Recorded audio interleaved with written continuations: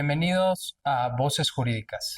Soy Ramsés Montoya Camarena, profesor del Instituto Tecnológico Autónomo de México, ITAM, e investigador en Derecho Constitucional, Derechos Humanos, Tecnologías, entre otros temas.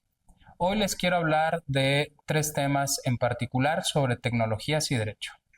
El primer tema sobre redes sociales y democracia.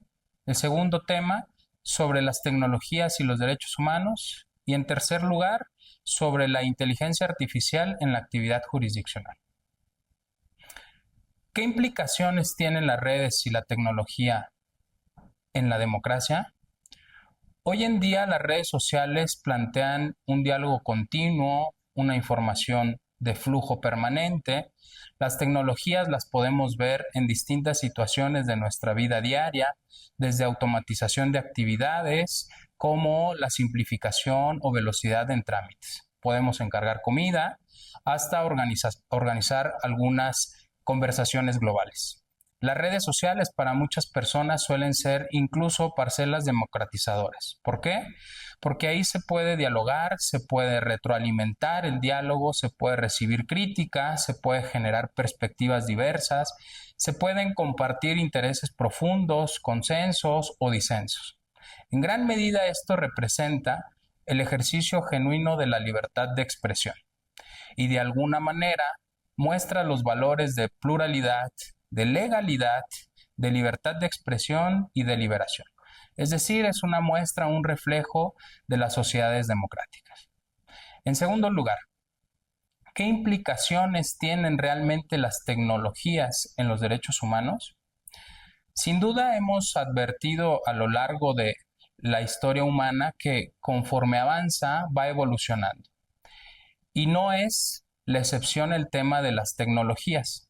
Las tecnologías las podemos advertir en toda la vida diaria y también la podemos relacionar con algunos derechos. Por ejemplo, el derecho al trabajo en aquellas plataformas digitales de autoempleo. También podemos encontrar la libertad de expresión en las redes sociales. Igualmente podemos encontrar el acceso a la información a través del periodismo. Podemos encontrar también la libertad de mercado en la monetización que se hace respecto de muchos contenidos. Y uno muy importante que hay que subrayar es el acceso a la justicia. El acceso a la justicia dentro del cual hay portales en línea a través de los cuales se pueden recibir los reclamos ciudadanos.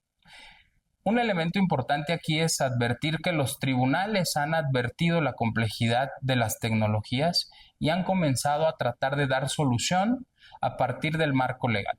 Pondré algunos ejemplos. En tribunales europeos, por ejemplo, se ha tenido que analizar si las videograbaciones de un centro laboral pueden ser tomadas en cuenta para verificar el cumplimiento o no de obligaciones de los trabajadores. En Estados Unidos de Norteamérica se ha tenido que analizar, por ejemplo, si las videograbaciones contenidas en las cámaras que están adosadas a los cuerpos de las policías pueden ser tomadas como evidencia al momento de valorarse en un procedimiento penal. En Latinoamérica también ha habido pronunciamientos muy interesantes, por ejemplo, sobre los límites que debe haber respecto de la geolocalización de personas cuando éstas participan en la investigación de un crimen. En México no ha sido la excepción, ha habido en la doctrina constitucional varios análisis. Uno de los importantes tiene que ver con el uso de la plataforma X, antes Twitter. ¿Cuál era el tema aquí? Radicaba en que una persona formulaba una serie de peticiones a través de la plataforma de Twitter a una autoridad y para efectos del artículo 8º constitucional pedía que le dieran una respuesta. La Corte tuvo que analizar este caso y determinó que efectivamente las autoridades, cuando reciban este tipo de solicitudes vía redes sociales, según las circunstancias, deberán de dar una respuesta ciudadana.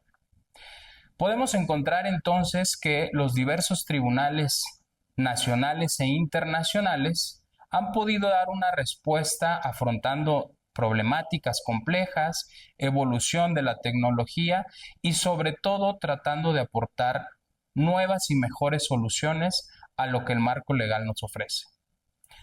Llego con esto entonces al tercer punto. Si es posible aprovechar y utilizar tecnologías, entre ellas la inteligencia artificial, en el quehacer de las jurisdicciones. Para empezar, quisiera comentarles que el uso de las tecnologías en los tribunales en general se utiliza desde hace mucho tiempo. Tenemos plataformas de búsqueda que tienen distintos tribunales para buscar la doctrina constitucional. Tenemos también comunicación de alguna manera inmediata a través de las redes sociales oficiales de los tribunales que comunican a la ciudadanía sobre sus fallos. También tenemos desde luego el uso de tecnologías y sistemas de seguridad para efecto de generar plataformas a través de las cuales los portales en línea puedan seguir garantizando el acceso a la justicia a toda la población. En fin, tenemos ya distintos avances tecnológicos en los que se aprovecha la parte de la judicatura para su labor diaria. Sin embargo, una pregunta fundamental que hoy está en boga es si pueden utilizar las tecnologías como la inteligencia artificial para el quehacer sustantivo, es decir, para el quehacer diario de las personas juzgadoras. Hace poco, un par de meses o menos, la Corte Constitucional de Colombia tuvo que resolver esta duda, si era posible utilizar la inteligencia artificial dentro de las sentencias como una parte, llamemos, de la estructura general del fallo. ¿Qué había sucedido aquí? Un juez había utilizado ChatGPT para hacerle una serie de preguntas. Estas preguntas se orientaban fundamentalmente a preguntarle sobre cuál había sido la doctrina constitucional de la Corte colombiana respecto de la exención de cuotas de transporte para personas que tienen espectro autista. Para resolver esta cuestión, la Corte Constitucional tuvo que afrontar el dilema de establecer de qué manera se puede o no aprovechar el uso de ChatGPT, inteligencia artificial, en las sentencias. Y básicamente consideró tres cosas que son relevantes. La primera es que la jurisdicción sí puede aprovechar las tecnologías como ChatGPT siempre y cuando, y esta es la limitante, el aprovechamiento no vaya en contra de disposiciones constitucionales.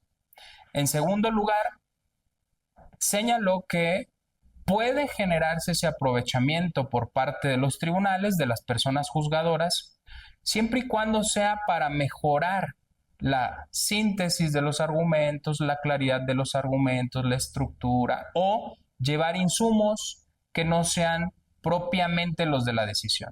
Y con esto llego al tercer punto. Dijo que la garantía de ser juzgado por una persona humana no se ve vulnerado siempre y cuando el tramo de razonamiento que desarrolle en la sentencia no sea sustituido por la máquina. Es decir, que esto no está peleado con que el razonamiento jurisdiccional lo desarrolle la propia persona y a la vez se pueda auxiliar o apoyar a través de los insumos que da ChatGPT u otras tecnologías de inteligencia artificial. Con esto ponemos en evidencia que las tecnologías van cada vez más y generando una suerte de incentivos para su utilización dentro del quehacer de los tribunales judiciales. Y con esto también encontramos algo que podríamos llamar el nuevo paradigma en la actividad jurisdiccional a través del uso de herramientas tecnológicas. Por eso, para cerrar y concluir con esta conversación, me gustaría dar dos puntos solamente. El primero es que el uso de las tecnologías no puede estar desapegado a principios constitucionales fundamentales como la legalidad, la transparencia, la protección de datos personales, la motivación por parte de las personas juzgadoras, etcétera, etcétera. Pero para que esto pueda ser así, tiene que generarse también una serie de directrices claras, objetivas, que vayan generando respuesta a los nuevos dilemas que nos van presentando las tecnologías. Y como segunda conclusión, me gustaría plantear que el avance de las tecnologías cada vez tendrá problemáticas y dinámicas mucho más complejas. Y esto lo único que convoca a toda la población y sobre todo a los sectores públicos y privados que se dedican al ejercicio de la abogacía es fundamentalmente a tomar una pauta seria, detenida, meditada, para reflexionar sobre cuál debe ser o no el uso posible de las tecnologías para el mejor desarrollo de la administración de justicia. Quiero recapitular entonces lo que he planteado en los 3 puntos sobre redes y tecnologías en la vida democrática, sobre las implicaciones de los derechos humanos y las tecnologías y sobre el uso de la inteligencia artificial en la actividad judicial. Por un lado, quisiera rescatar que el uso de las tecnologías y las redes sociales como motor de deliberación y como una forma de interactuar en la circunstancia contemporánea nos trae como luz que es un ejercicio democrático significativo y que debe incluir sin duda al diálogo de todas las voces, es decir, que todas las voces sean escuchadas. Esto siendo enfático también con un punto en que todas las voces que sean escuchadas admiten siempre una conversación entre iguales y esto llevaría como condición que en esa igualdad haya un respeto mutuo entre las personas que participan en ese ala democrática. En cuanto a las implicaciones de las tecnologías y los derechos humanos, decir que hemos visto cómo la libertad de trabajo, la libertad de comercio, la libertad de expresión, como el acceso a la información, el acceso a la justicia, la libertad de reunión, en fin, otros derechos más, sirven de las tecnologías como vehículos en los cuales transitan los derechos humanos. Con esto podríamos observar entonces que cada vez que vayan avanzando mucho más las tecnologías, encontraremos mayores problemáticas y los tribunales, con los insumos que tienen, doctrinarios, estudios técnicos, normatividad, constitución, leyes, etcétera, etcétera, deben de encontrar las mejores soluciones. Y esto me lleva sin duda al tercer punto del quehacer jurisdiccional aprovechando las directrices que pueden existir sobre ChatGPT u otro tipo de inteligencia artificial. Aquí es relevante decir que la Corte Constitucional colombiana impuso al Poder Judicial que fuera desarrollando desde la judicatura algunas directrices objetivas para el uso dentro de la función de estas herramientas. Pero aquí vale hacer énfasis en 2 cuestiones también fundamentales. La primera es que la conversación democrática para que se regulen estas herramientas debe provenir sin duda originariamente de la legislación, es decir, incluso de la Constitución. ¿Con qué finalidad? Con la finalidad de que se tenga un piso mínimo que respetar para efectos de tener claridad ya después en su ejecución material. Y quiero poner un ejemplo de algunos de los principios que pueden ser fundamentales en el uso de las tecnologías. Puede ser que en el uso de ChatGPT o alguna de estas herramientas, las personas juzgadores utilicen, por ejemplo, datos personales, que pudiesen incorporar la identidad de algunas personas y los motores de búsqueda con los registros que tienen detrás, pues puedan almacenar datos de la identidad, la privacidad de las personas. Y esto, desde luego, en un parámetro objetivo debería estar prohibido. Fundamentalmente, ¿por qué? Porque habrá casos donde la alimentación de esos datos pueda generar que se escapen y vulneren en otras esferas los derechos de alguna persona.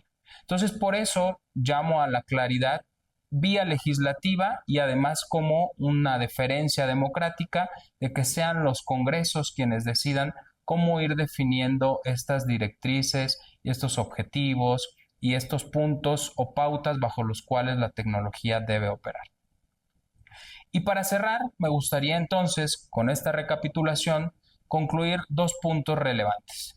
El primero es que el uso de las tecnologías siempre pueda realizarse siguiendo principios constitucionales en unión con aquellas pautas normativas que generen los legisladores y legisladoras en aras de dar certeza jurídica sobre su uso. Y esto nos lleva entonces enseguida también no solo a la deferencia democrática, sino a que los tribunales tengan un piso mínimo de interpretación al momento de afrontar los próximos conflictos o controversias que se presenten en estas dinámicas. Y el segundo punto para concluir es que a partir de todo lo que sucede en las nuevas tecnologías, inteligencia artificial y otras herramientas, hay una convocatoria abierta a la población, pero sobre todo a quienes ejercen la abogacía, porque hay que reflexionar de manera seria, profunda, detenida, todas aquellas cuestiones que generen algún tipo de dilema, generen algún tipo de problema y tratar de encontrar las mejores soluciones posibles. Muchas gracias.